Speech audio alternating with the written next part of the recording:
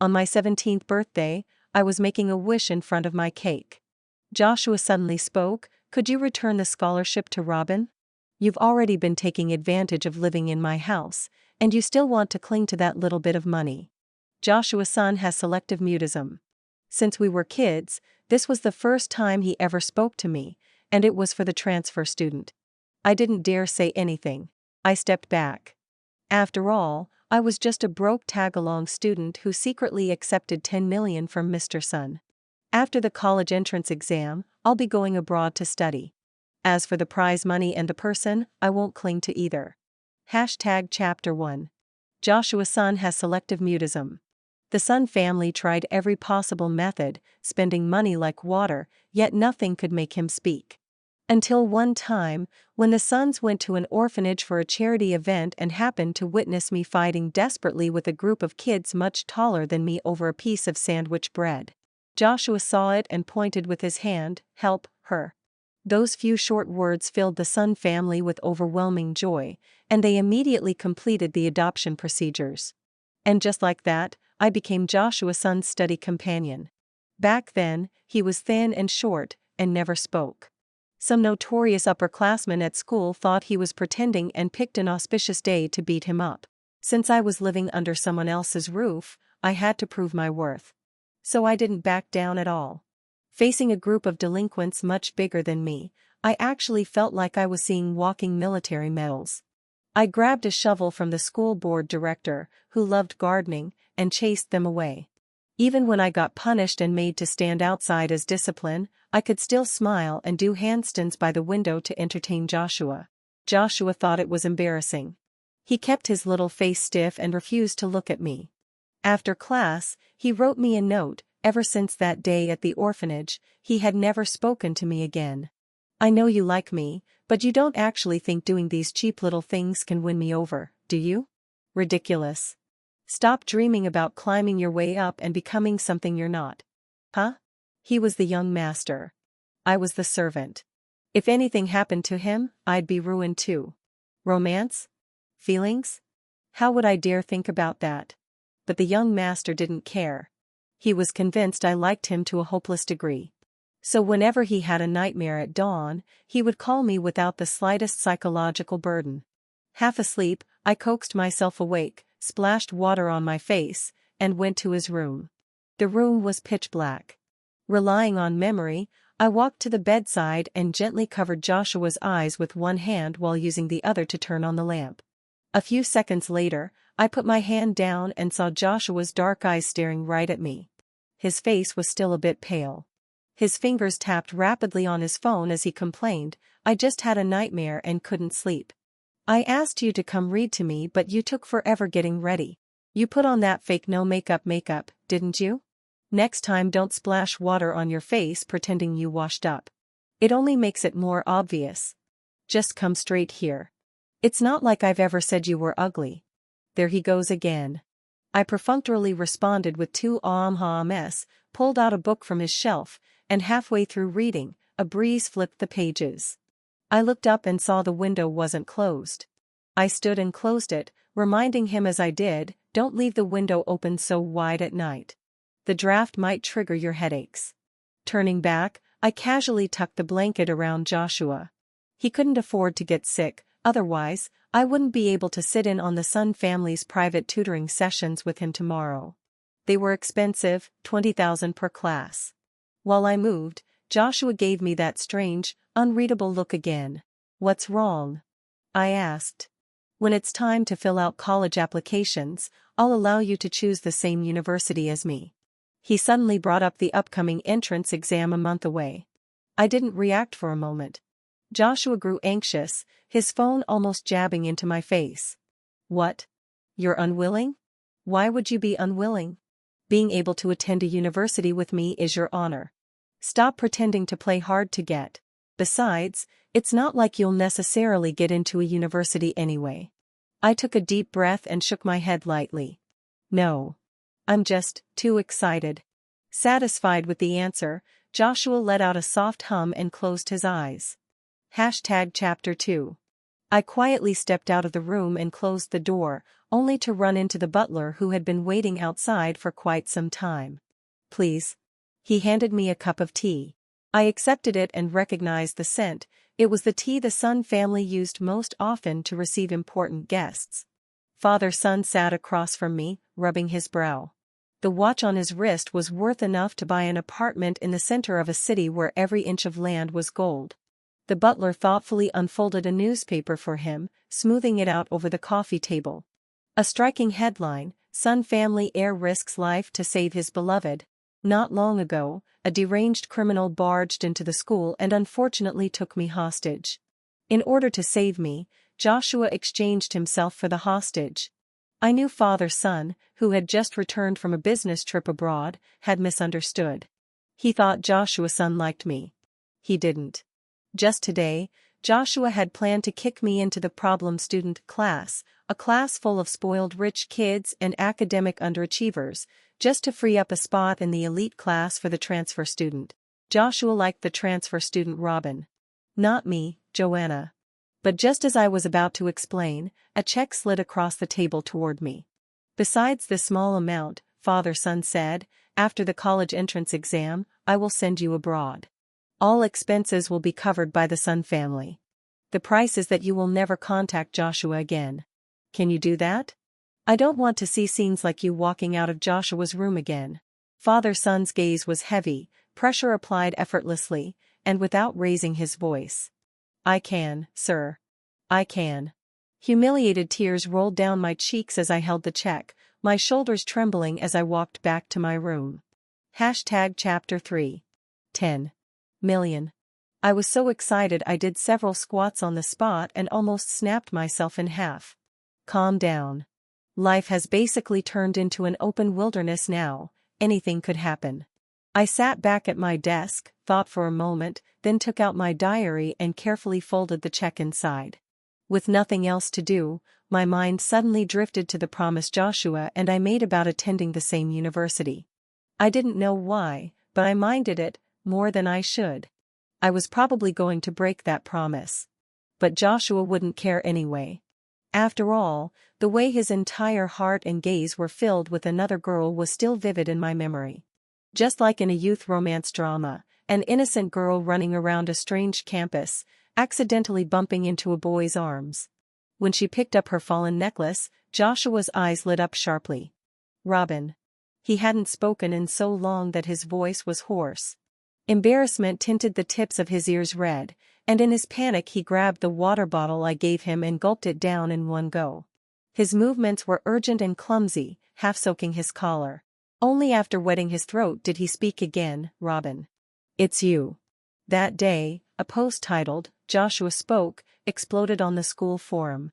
What kind of medical miracle is this? The ice-cold speechless prince suddenly talks the moment he sees the clumsy transfer girl. This is straight out of a novel. I'm shipping this couple immediately.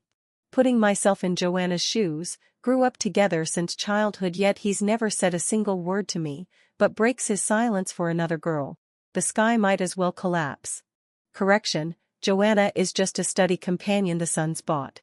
Never liked Joanna anyway. She walks around with her back straight like she's some kind of young lady. Calling her a study companion is generous, she's basically a nanny and a simp. LOL finally. That weirdly annoying person finally getting exposed, so satisfying. The harder everyone shipped them, the harsher their attacks on me became. It was surreal. I asked Joshua to delete the post, since it had been uploaded by one of his friends who enjoyed watching drama unfold. But even though he could speak now, he still chose to type his response to me. Robin just transferred here. She needs attention, this way it's easier for her to make friends. She came alone to a strange place. I can't just ignore her. Let me explain, she's the girl who escaped with me when I was kidnapped as a child. So what? That meant sacrificing me?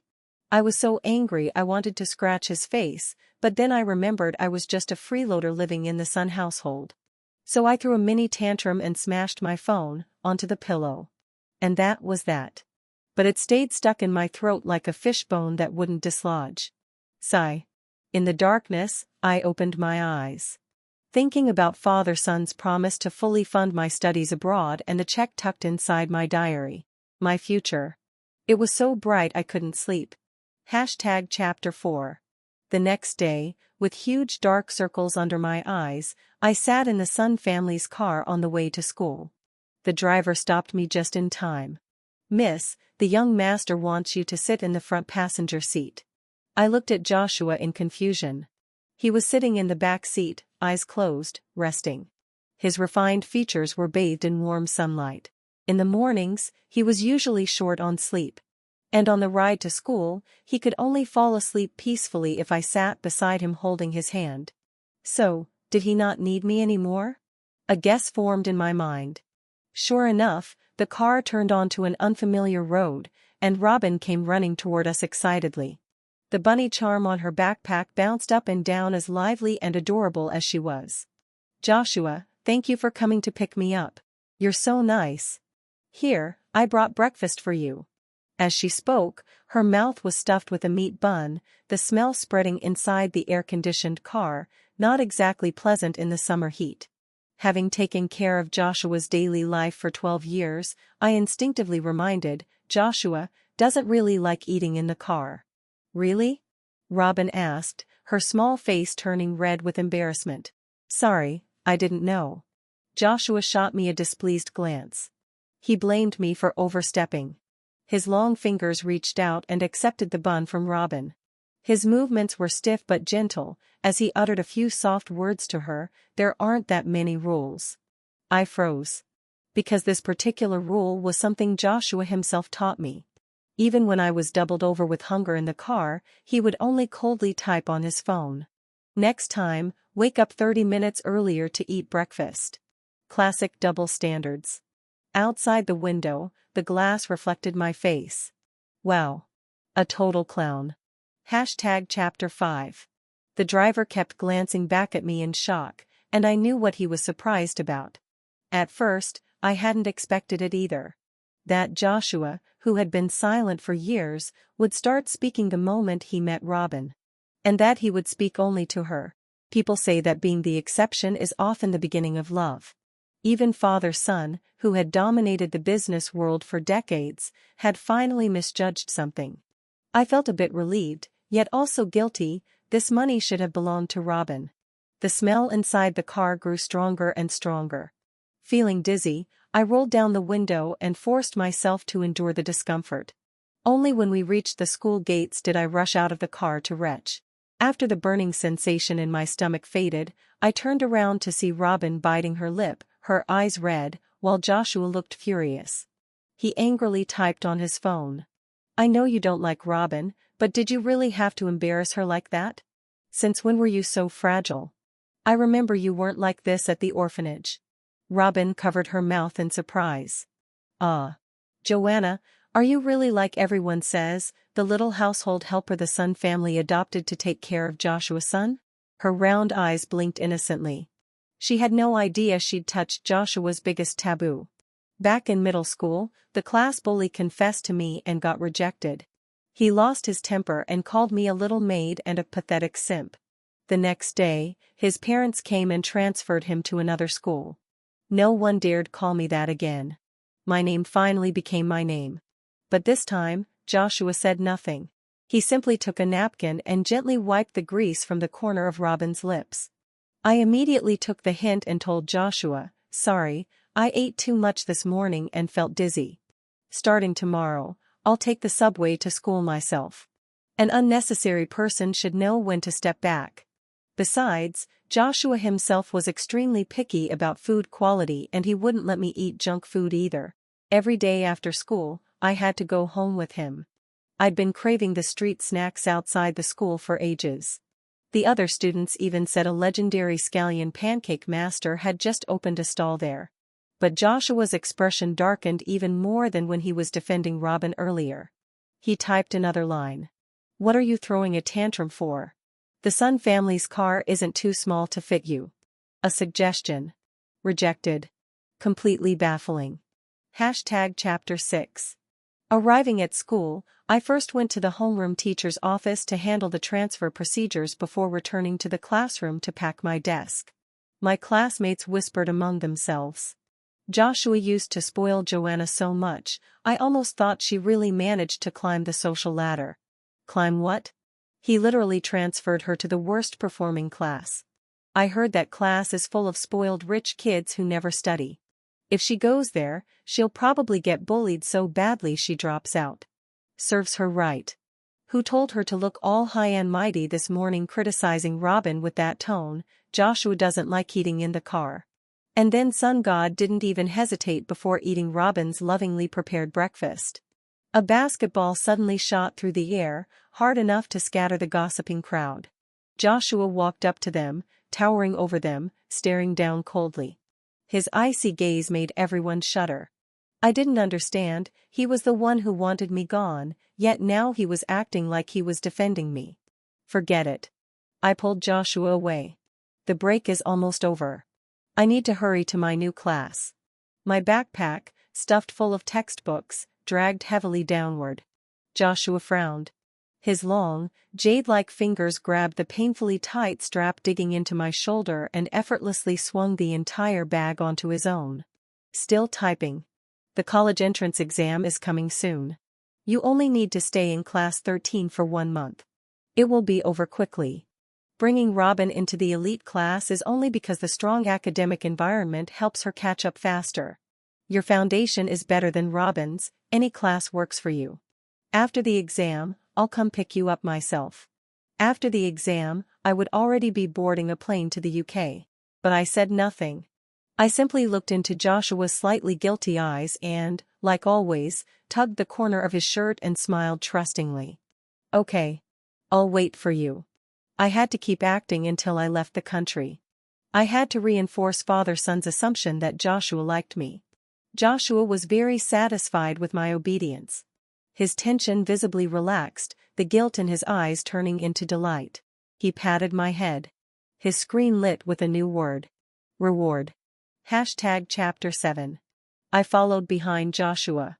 In my mind, I calculated that if he was still willing to walk me to the classroom door, then those spoiled rich kids wouldn't dare bother me. In that case, my life in the new class shouldn't be too bad. But suddenly, Joshua stopped, frowned at his phone, then spun around and dashed away. Great. Spoke too soon. Carrying my heavy backpack, I stepped into the new classroom. Someone had a cigarette dangling from their mouth. A group had modified their desks into makeshift mahjong tables. The entire room was thick with smoke and chaos. Even worse, this class included the school belle whom Joshua had turned down before. That scene was not exactly graceful. She had cried non-stop, insisting Joshua give her a reason for rejecting her. Joshua got annoyed, pulled me into his arms, and made his meaning painfully clear. The school belle held a grudge against me ever since. Not because she was deeply in love with Joshua, but because her pride couldn't accept losing to me. By any conventional standard, she outclassed me in every way. She glanced behind me, checking if Joshua was there. Guess the rumors are true. Joshua's tired of you, his loyal little doormat, and doesn't even want to stay with you for another second. She tilted her head and grinned at her friends. Well, don't just stand there. Take her to the restroom. I said nothing. Quietly, I tore out the CD attached to the back page of my English textbook and folded it in half. Chapter 8. 10 minutes later, miserable wails echoed from the girls' bathroom. Well, I was once the #1 troublemaker at the orphanage. I knew a bit of fighting. It was just that they had numbers on their side. A chunk of my hair got yanked out, and the skin on my scalp burned like fire. Grimacing, I groped my way toward the school infirmary. But the moment I reached the doorway, I froze. White curtains fluttered in the breeze, golden sunlight flowed in like liquid sand, and the pretty girl frowned delicately as the handsome boy tended to her ankle with a look of deep concern. It was just a minor scrape, yet Joshua treated it with reverence, as though he were tending to a sacred goddess. I remembered, he had a cleanliness obsession. Once, when Joshua was sick with a high fever, he dismissed the nanny and insisted on drinking chicken soup cooked by me. I accidentally cut my hand, startled and hurting. I called him to help bandage it. He frowned, troubled. His hands lifted then lowered, lowered then lifted again, words stuck in his throat. You know I hate anything dirty. Can you wash it clean first? Joshua was extremely particular. And very strict with me. But when I was exhausted from fighting like a stray dog just to get resources at the orphanage, it was also Joshua who reached out and pulled me up. A boy as pure as fresh snow. The truth was, I really did like him, secretly. Suddenly, emotion crashed over me like a mountain. I crouched by the flower bed and cried until the sky spun, mourning a love that never even had the chance to form. I was devastated. But if I died, who would spend that 10 million? I couldn't be that selfish. The pain spreading from my heart to my whole body suddenly eased. I stayed curled up with my face buried in my knees but couldn't cry anymore. Regretfully, I sniffed, clicked my tongue, and stood up to return to the classroom building. My daily quota of self-pity. That was enough for today. Chapter 9. When I got home that night, father-son was on another business trip. After piggybacking on Joshua's son's tutoring session with the private teacher, I went back to my room and took a shower. Wrapped in a towel, I stepped out, and saw Joshua standing in my room without me noticing when he had entered. He was at my desk, holding something. When I saw clearly that it was my diary, my heart lurched violently. The check was inside.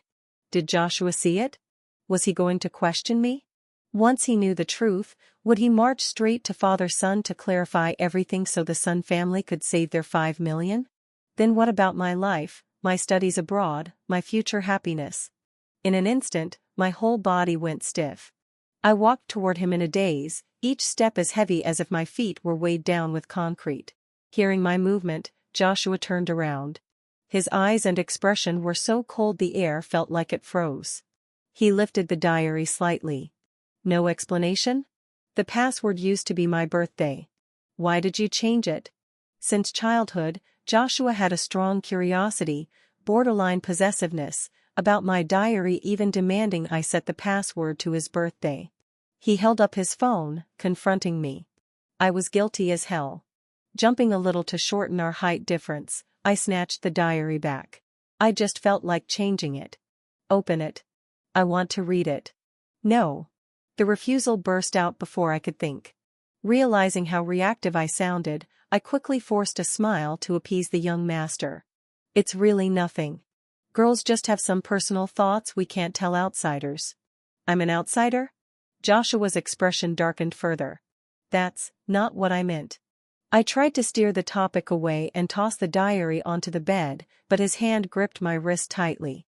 Joshua raised his phone with one hand, and with the other, squeezed my wrist hard enough to hurt. His eyes narrowed dangerously. There's something new inside. Something even I can't see, What if I insist? His long fingers slid from my wrist to my hand and slowly pried open the fingers clutching the diary. Seeing doom incoming, I improvised desperately. Actually, I stuck your photos inside. My voice was tiny, like a mosquito. My fingers twisted at the hem of my clothes over and over, embarrassment written all over my face. From above came a low chuckle. Joshua's expression was one of smug certainty, I knew it. He typed. Makes sense. I should have guessed. You can walk out wearing just a towel to seduce me, what else would you record in your diary except me? Get dressed and come downstairs. I'm taking you somewhere. After getting ready, I peeked out the window and saw Joshua holding a bicycle, the tip of his shoe idly tapping at the patches of moonlight filtering through the leaves. It was so late. What was he planning? Chapter 10. Didn't you say you wanted to experience sitting on the back seat of a bicycle and feeling the sea breeze? I learned it specially, for you. Joshua seemed embarrassed. He quickly turned off his phone screen and nudged me to sit on the back seat. He pedaled along the cycling path. I didn't dare hold him too boldly, so my hands only lightly tugged at the fabric by his waist. As we approached the sea, the wind on my face grew salty and damp. But it didn't feel unpleasant. On the contrary, it was soothing. The road was uneven. After a bump, I swayed a little. Joshua kept one hand steady on the handlebars and still had a free hand to pull my hand securely around his waist. My heart thumped wildly. And my confusion grew even stronger. What exactly was Joshua trying to do? Soon, the mystery unfolded. The bicycle stopped. Joshua planted a long leg on the ground to steady us. In the distance, the Ferris wheel by the beach suddenly lit up, its cabins wrapped in strings of red, yellow, blue, and green lights that flickered, gathered into constellations, then scattered like stars. His warm hand rested on my shoulder, gently pushing me into one of the cabins. The moment I stepped inside, fireworks burst into the sky with crackling sparks. "Joanna, happy birthday." Fireworks bloomed and vanished again and again. Oh, today was my birthday. I had almost forgotten. I turned around excitedly. Joshua, like performing magic, somehow had a beautiful cake in his hands, shaped like a pink castle. The candles were already lit. Across the candlelight, facing Joshua's smug, trying too hard to look cool expression, my eyes stung with warmth. I quickly shut them to make a wish. After making my wish, I would tell him. Tell him that I did like him, the kind of liking where even his pretentious behavior still seemed cute to me. These past weeks, my heart had been shredded over and over, and I had been numbing myself with the idea of money. But now, I didn't want that 8 million anymore.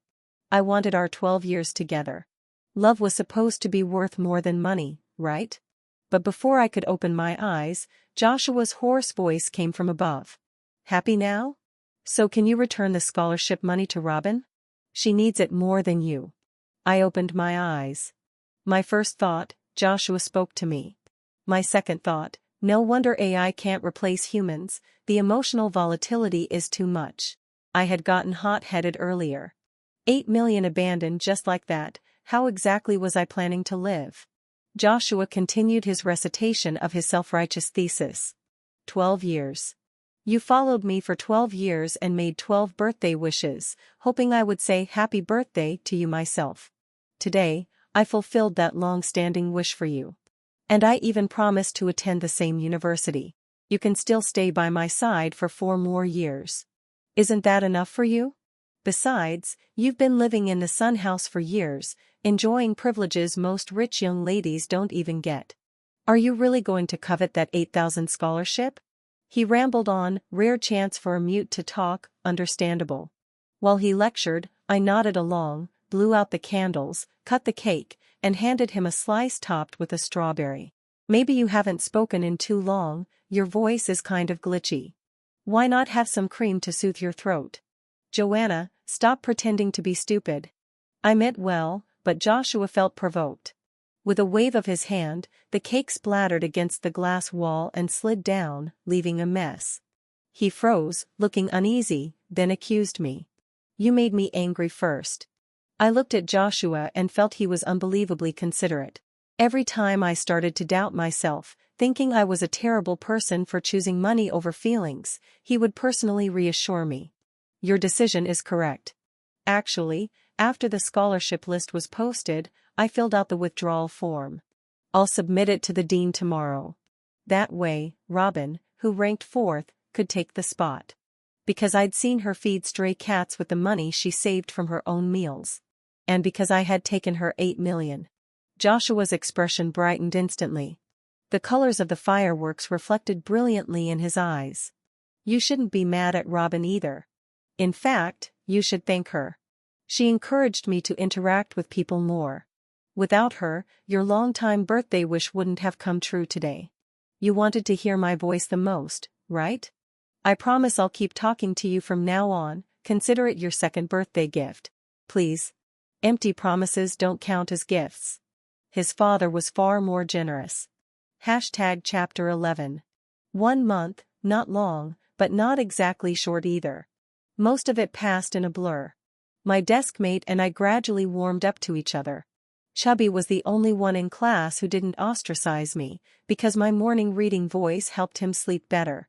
Unlike me, his grades were terrible. He planned to go abroad to get a polished resume, so I took the chance to ask him about things to pay attention to when studying overseas. Joanna, your egg yolk chicken wings. The cafeteria staff always trembled dramatically when serving girls, claiming girls eat less.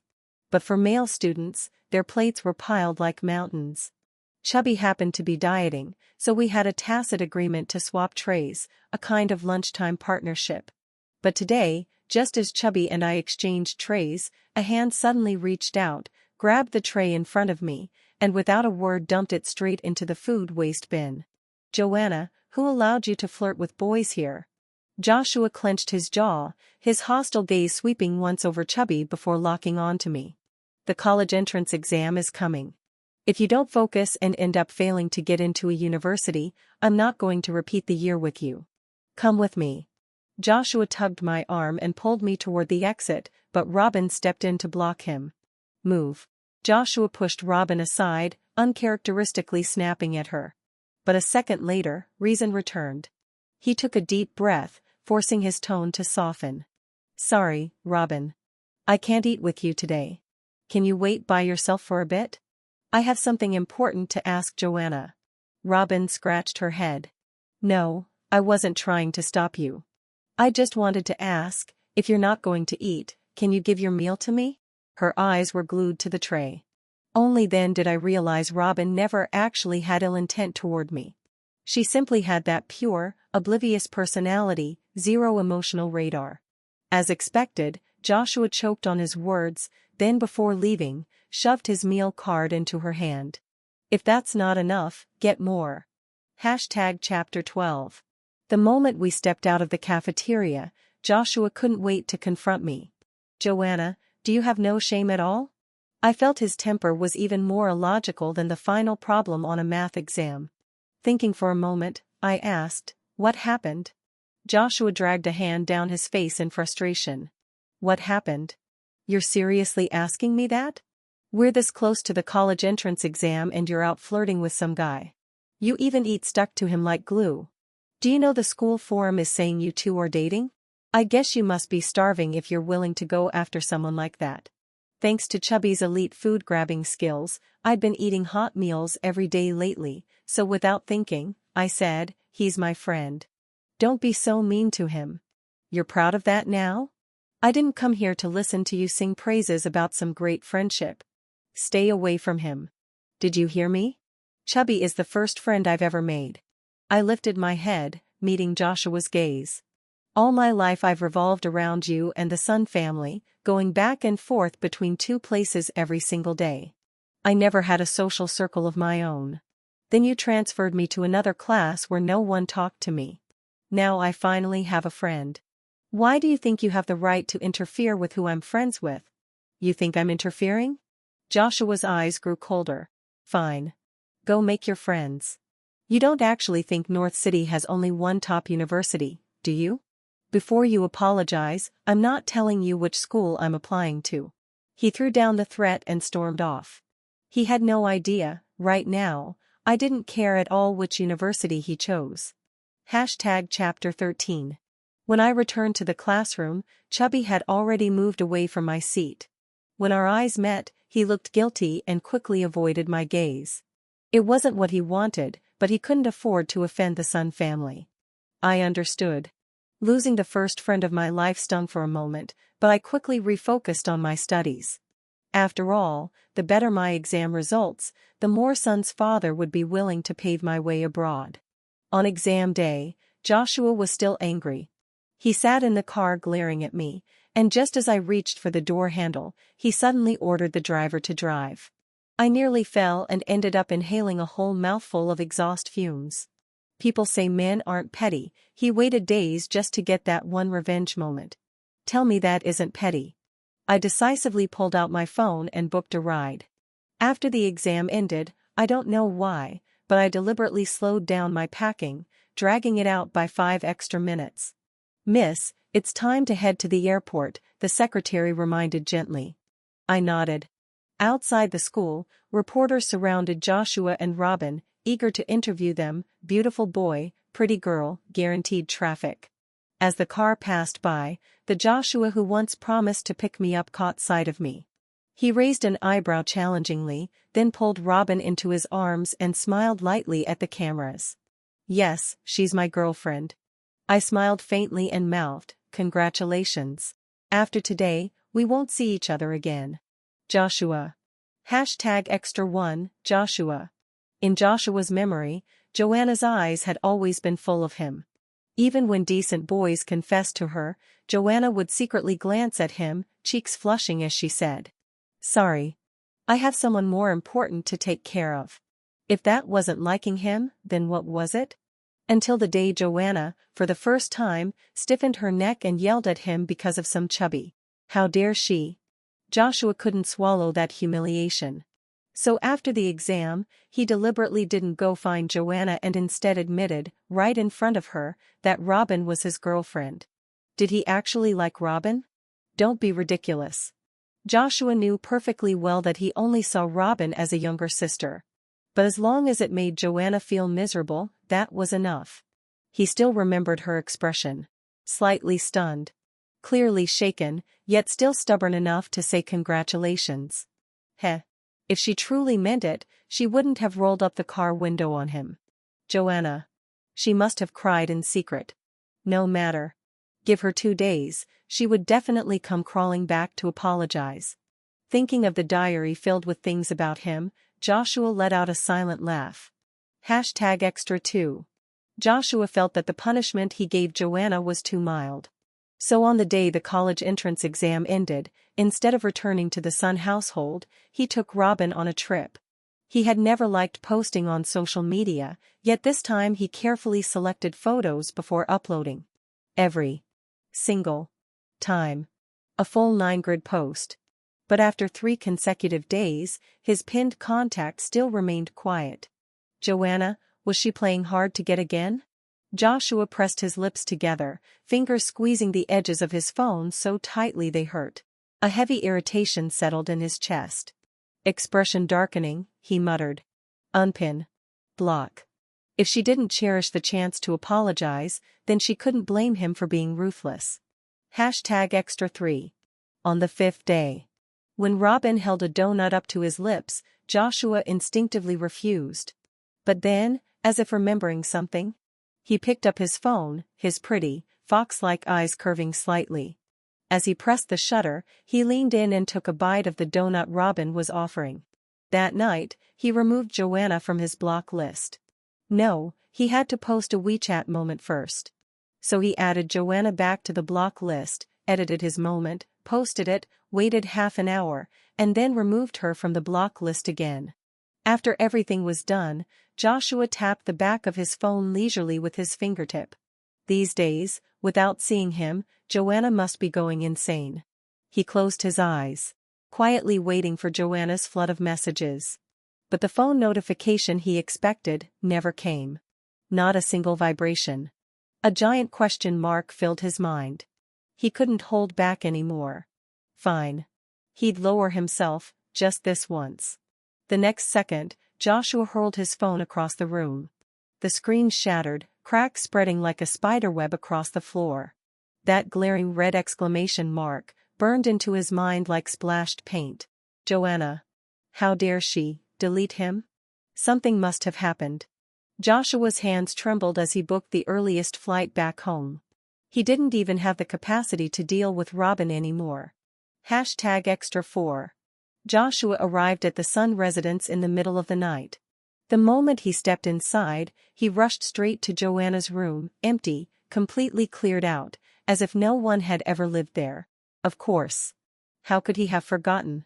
Joanna had been adopted by his family as a child, and the contract stated that once she became an adult, she had to leave. Which meant that old man Mason had thrown her out. A vein in Joshua's forehead throbbed violently.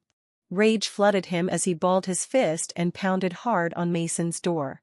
The moment the door opened, his eyes were bloodshot as he roared, "You kicked Joanna out?"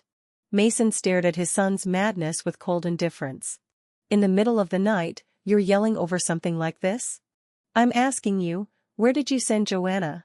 Joshua grabbed Mason by the collar, shaking with fury. The butler stepped forward, head lowered, and explained. Miss Joanna received 10 million from Mr. Sun and went abroad for further studies. Mr. Sun gave her 2 options. You, and the 10 million. Miss Joanna chose the 10 million. Joshua punched the butler, then threw his head back and let out 2 humorless laughs. "Don't give me that bullshit. I know exactly how much Joanna loves me. Say it. You forced her, didn't you? Mason straightened the wrinkled collar of his pajamas, frowned at the butler, and said, "Go see a doctor. Charge it to my account. Take the next few days off." Then he looked at Joshua, took out his phone, and dialed Joanna's number. His tone was calm, unwavering. "You want to know whether I forced her? Listen for yourself." The phone rang. Only 2 seconds passed, but Joshua had never been this tense. The call connected. Joanna's clear voice came through. "What is it, Uncle Son?" Mason let out a soft chuckle. "Nothing. How are you adjusting to Chicago?" "Everything's great. Thanks to the teacher you introduced me to, I'll soon be able to study at the school I've always wanted." Joshua snatched the phone, disbelief and fury twisting his expression. "Joanna, what do you mean? Did my dad force you to leave? You didn't actually want that 10 million, did you? Say something. As long as you tell me you like me, I'll go to you right now." The line fell silent for 2 seconds. "No, Joshua. I took the money of my own will. I left you of my own will. No one forced me." "But didn't you like me since we were kids?" Joshua asked, unwilling to accept the truth. "Any nanny who receives an astronomical salary will do her best to take care of her employer. You're saying, to you, I was just your employer." Joanna sighed faintly. "Don't make trouble. It's late, get some rest. I'm very satisfied with my life now." The unspoken message, "Don't disturb her again." Joshua held the phone, looking upward as harsh ceiling lights pierced through his fingers, stabbing his eyes. He raised a hand to cover them. And as he left, tears suddenly spilled out. So that's how it was. Joanna had never liked him at all.